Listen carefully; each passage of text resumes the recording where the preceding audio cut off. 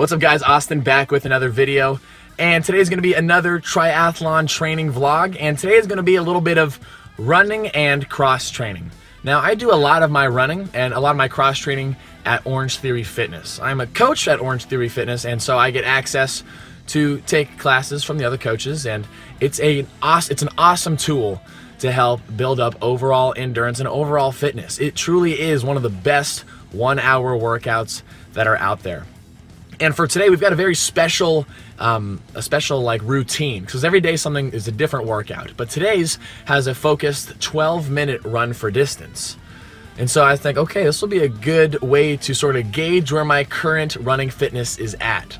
So we're gonna see how I do. I'm also gonna record how I run this, because that's one thing that I haven't really done yet, is analyze my stride. I'm still trying to figure it out. The whole, mid-foot strike or heel-foot strike. We'll talk more about it, but for right now, gearing up for that 2 mile effort. I'm sorry, 2 miles. I said 2 miles because that's my goal. I'm gonna try to go 2 miles in the 12 minutes. Yeah, we'll see how the 2 miles goes.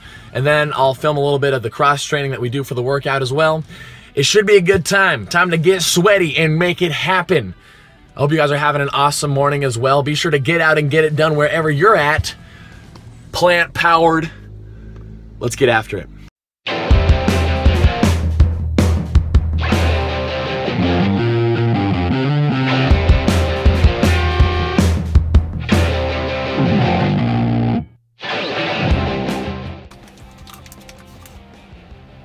All right, workout is done.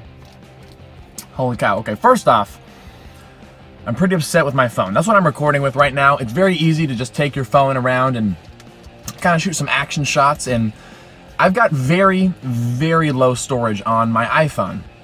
It didn't come with a lot of storage, and so I was like, okay, if I'm gonna use my phone a lot, then I'm going to get some iCloud storage. So I purchased the, sort of the 99 cent per month, 50 gigs of iCloud storage. I say, okay, that should be enough to allow me to shoot at least a day's worth of videos, a lot more than that, and then I can upload it off the phone, put it on the computer, and so that way I'll never run out of phone storage.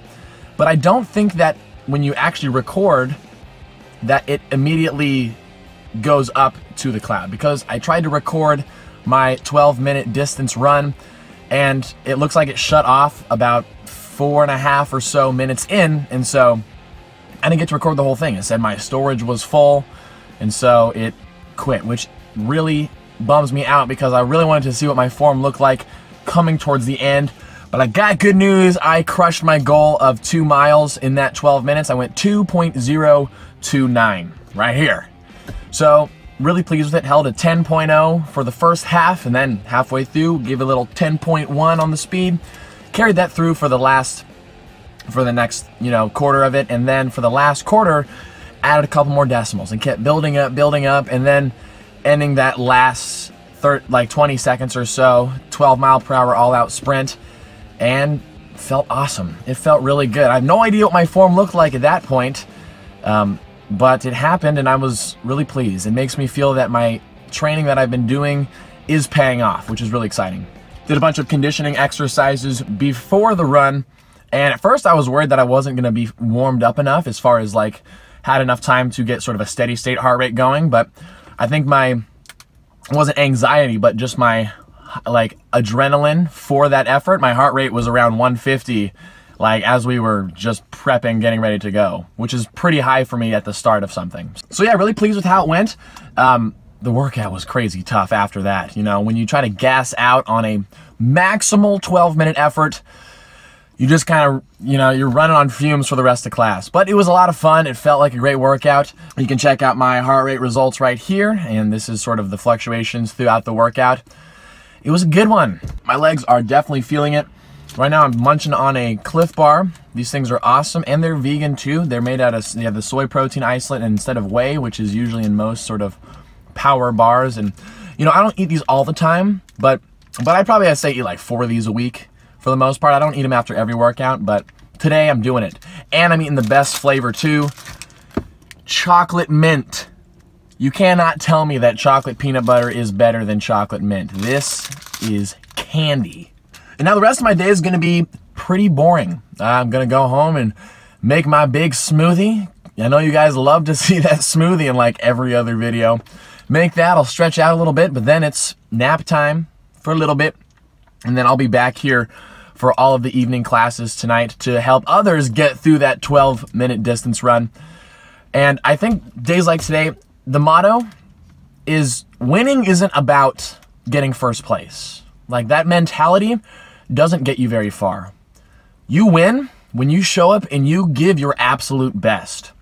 Now, as cheesy as that might sound, it's true, because what more could myself or anybody ever ask out of you more than your best? Now, the problem with that is, okay, what is your best? Well, that means you gotta dig for it. You gotta dig a lot for it when the time comes. And I think one of the greatest things to think about to help you get through the tough times and give your best is understanding that the pain, the discomfort that you feel is so temporary. It is just, it's going to end. It has a definite ending.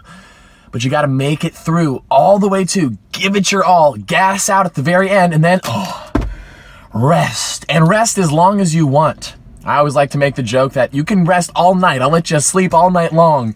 But you got to give it for yourself right here, right now.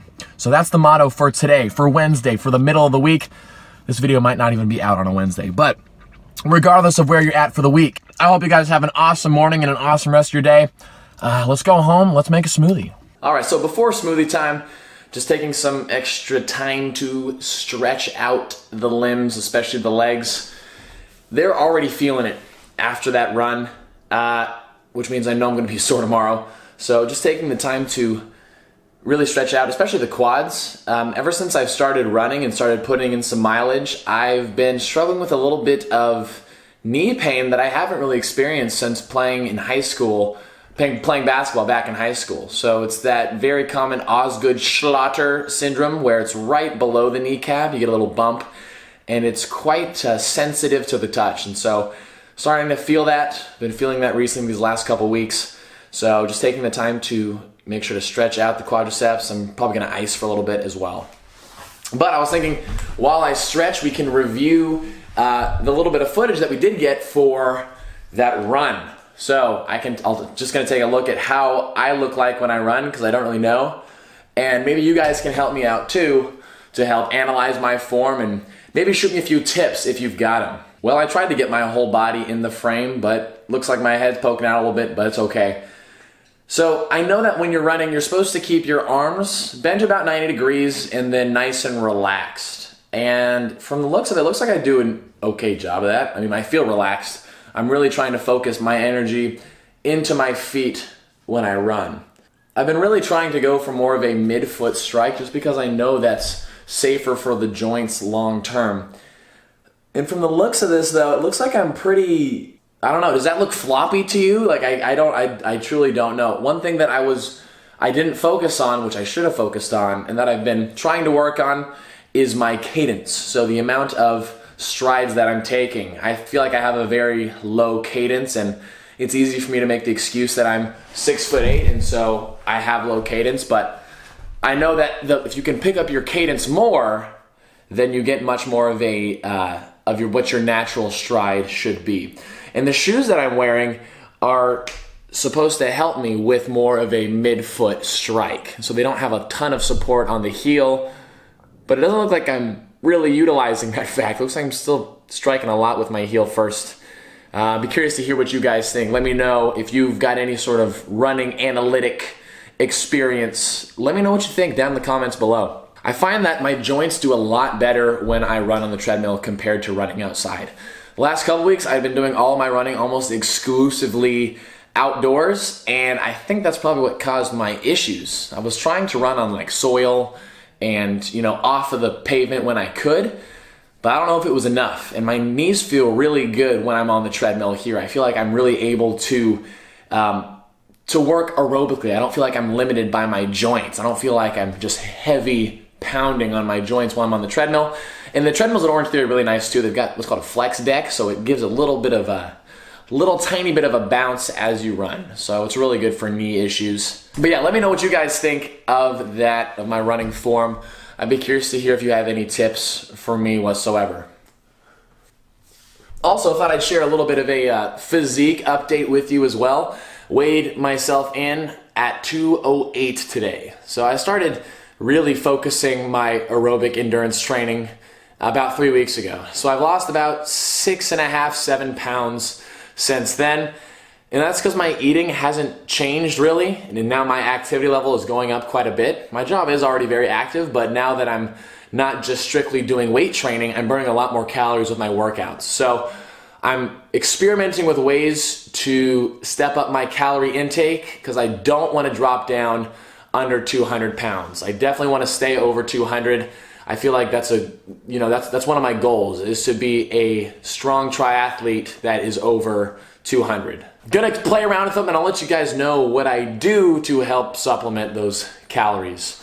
But as far as my physique looks, now that I'm not weight training specifically, I'm not really caring about my actual like aesthetics as much. And I definitely can see that I feel like already my shoulders and chest might be shrinking down a little bit, but I'm not worried about it. Okay, today was a really good day to make me realize that the training that I'm doing for my current goal, it's obviously doing something okay. So it's working. I'm going to keep up with it, and I'm not going to worry too much about what I actually look like. I just want to make sure that I stay over 200 pounds and just keep getting fitter and faster and better. Okay, I don't know about you, but I'm starving, and it's time for the smoothie. Let's get it. Well, hey up there, how's it going? This might be the best view I can possibly get in this very strangely oriented kitchen. But making the smoothie, you can't really see the blender, but guys, I've got bad news. That's right, we're all out of oatmeal. But do have some quick oats. So quick oats, for the most part, you look at the nutrition facts, they're pretty much the same as rolled oats, which are what we like to use. But obviously rolled oats are preferred over the quick oats because with the quick oats, they're just, they're a little bit more processed than the rolled oats are. And so I feel that the less processed you can be, the better. But they'll have to do because oatmeal is a great way to pack in calories into a shake. If you put in 1 cup of that, that's an extra 300 calories. And it just blends right in, you don't even notice it. So quick oats will have to do today. And let's throw this thing together. 1 heaping cup of quick oats. And I've got 1 cup of soy milk in there, 2 cups of water, just the usual, the huge. Let me guess, Austin, you're gonna put a tea bag in there once again? You know I'm gonna put a tea bag in there. All right, and let me guess, Austin, frozen fruit? Of course frozen fruit, that's one of the best parts about the smoothie. Let me guess, Austin, strawberries and mixed berries? Mixed berries, strawberries, you know it. And I always go for 500 grams of berries total. I usually do about 150 to 180 grams of the mixed berries, so the blueberries, the raspberries, and the blackberries, and then I do the rest with the strawberries. And I do my best to try to get it right at 500 grams if I can.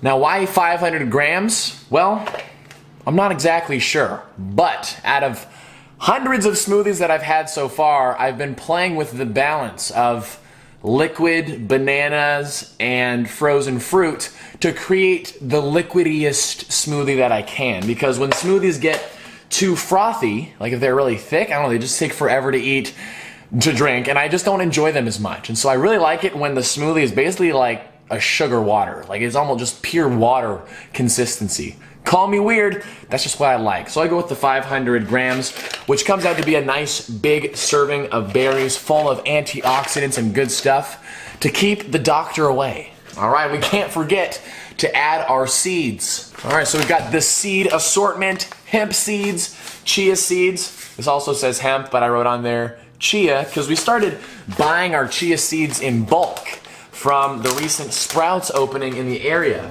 And Sprouts, while they might have, some expensive stuff, they've got some really good prices on bulk foods. And you can cut down on a lot of the waste you get with packaging. So, see if, whatever store you're around has some bulk stuff, so you can get some bulk chia seeds. Do about 1.5 tablespoons of those, and then 3 tablespoons of the hemp seeds. One of the highest protein per gram seeds that there are, hemp seeds. They're awesome. So adding in healthy fats, great omega-3 to omega-6 ratio. Sweet, and last but not least, you know what we gotta throw in there. bananas.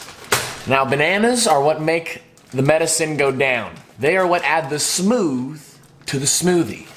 But just enough smooth to keep it liquidy and not nice and frothy. So I think it's actually the bananas that have more of the influence over the frothiness than the berries do. So I found that the riper the bananas, the better. So check these babies out. Nice and spotty. This is gonna be a great smoothie. Now, depending on how big the bananas are, that's kind of what depends on how many bananas go in the smoothie. So these ones, these are probably about like, I don't know, 7-inch bananas. And so they're smaller than a lot of the other ones that I use, so I'm gonna throw in all 7 for today's smoothie. So if you made it to this point, hopefully you're still interested, but you're probably pretty bored of all the smoothie talk. So I'm gonna mash these up, I'm gonna blend together the good stuff, and then I'll drink the smoothie and we'll be all done for the day. Alright guys, got the smoothie. Gonna sip this for the next 15 minutes or so, chug it down, and then it's nap time. And then, you know, I'm gonna be pretty busy for the rest of the day. So that's kind of all I've really got for you. You know, went over the workout, heart rate results. I had an awesome 12-minute run for distance, gave you a little bit of the update on my current physique and things like that. So guys, I hope you enjoyed the video. I really appreciate all the support you guys give. Thank you so much for being a part of this journey. If there's anything that you think that I could do to help improve the quality of this and make it a little more entertaining for you, just be sure to let me know. And as always, I will see you guys in the next video. Have an awesome day.